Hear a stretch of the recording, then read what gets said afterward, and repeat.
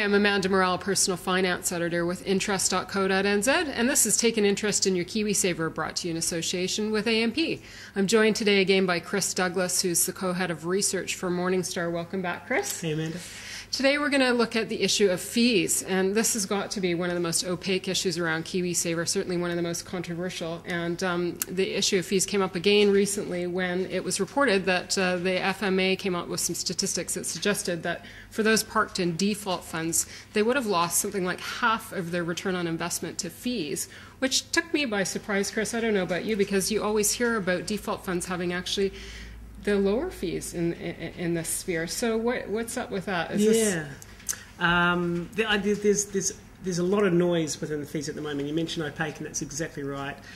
Fee data in New Zealand has got to be one of the more frustrating elements of KiwiSaver.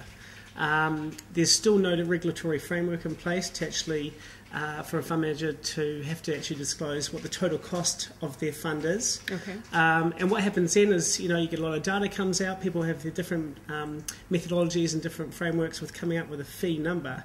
Right. They make different assumptions, and you end up getting some numbers that show some hideously expensive options when, and others that show them to be quite cheap.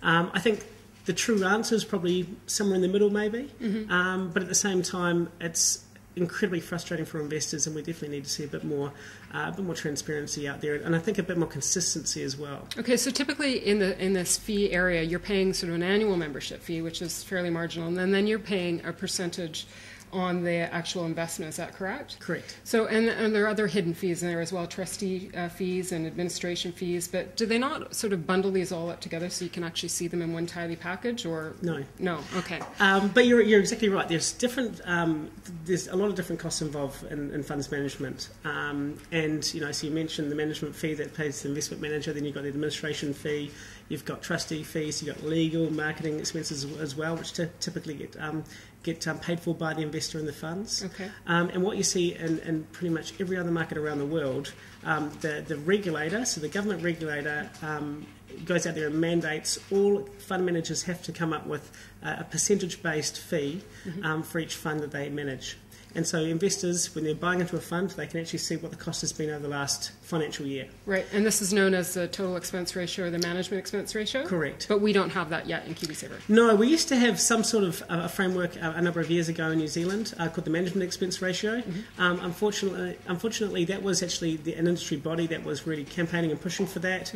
Fund managers weren't consistently disclosing that number. They were also coming out with different calculation methodologies as well. So it's never been a great number in New Zealand. It's never been a source of comfort for any investors, quite frankly, either. Okay, so just getting back to that FMA study, what do you make of that? Are default funds really charging? Are they really creaming it with fees, or what's going on there? So what happened? The FMA came out with the annual accounts for KiwiSaver, so the annual report for KiwiSaver, and what they disclose is they break it up: default providers versus non-default providers, and they show the total number of investors in these funds, what the total cost of the fund has been, and what the total assets of the fund has been. And it's typically how you can actually come up with the total cost. It can be a reasonably simple calculation. The total expenses of the fund divided by the total size of the fund. Okay, right. So what some commentators have come out and actually looked at is done that math and done the calculation, and it looks quite ugly.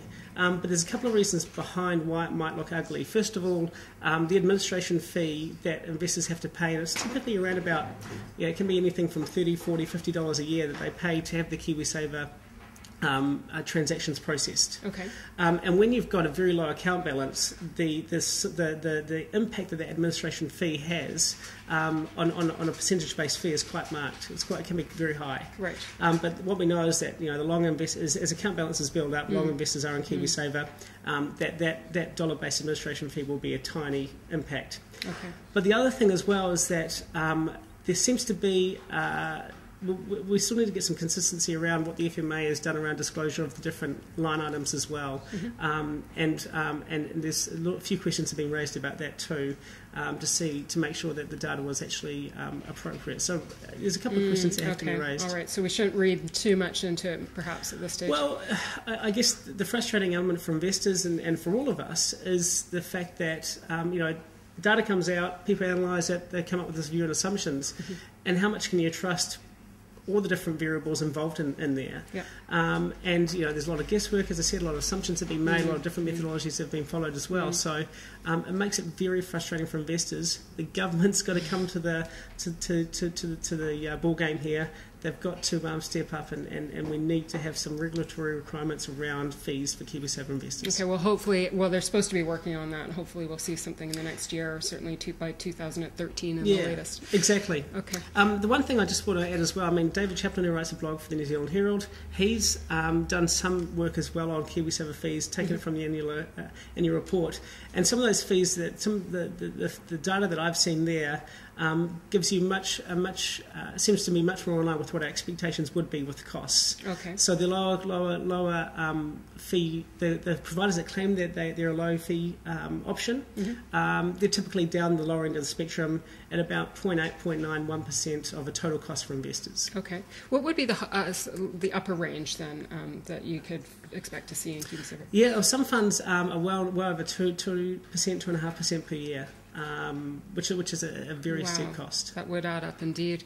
So how about the whole issue of performance? Because often the provider will tell you, well, you have to kind of weigh that off against performance because some of them are achieving above average returns. So where's... No, look, it's a really good point. So, a lot of providers will say, you pay what you get, so you're paying a premium for us, but we're going to deliver in performance. Investors need to be very, very cynical about that. Okay. Certainly Morningstar in the US has done a lot of studies on fees and the performance of high fee funds versus low fee funds. Okay. And what we've found is that by and large, low fee funds outperform high fee funds. And there's a number of different variables or reasons for that.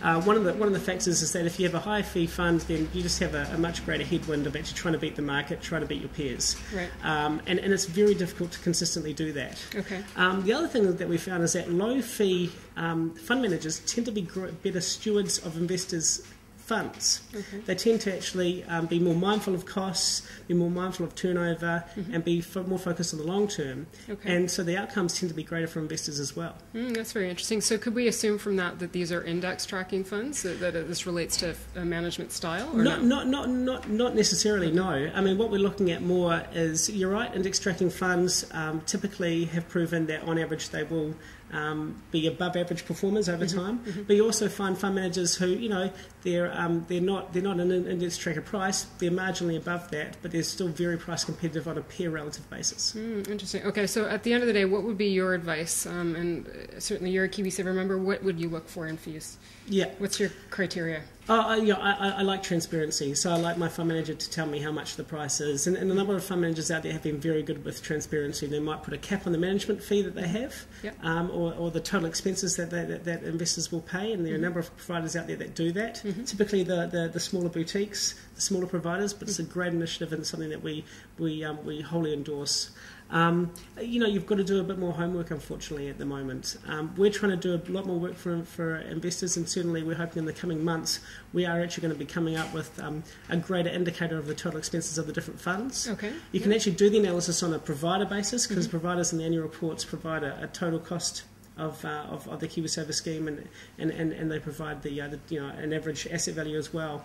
But you've got to translate it into an actual fund breakdown, and that's where the more work needs to be done. And certainly Morningstar is going to be doing a lot more work for that, and hopefully that will be coming out in our performance survey in the coming quarters. Excellent. Okay, well, we'll look for that. And if you want some more information on fees as well, you can always come to our site, because we do an after fee performance ranking as well. It's very good. Thanks, Chris. Thanks for joining us again. Chris Douglas is co-head of research for Morningstar. I'm Amanda Morrell with interest.co.nz, and this has been Take an Interest in Your KiwiSaver, brought to you in association with AMP.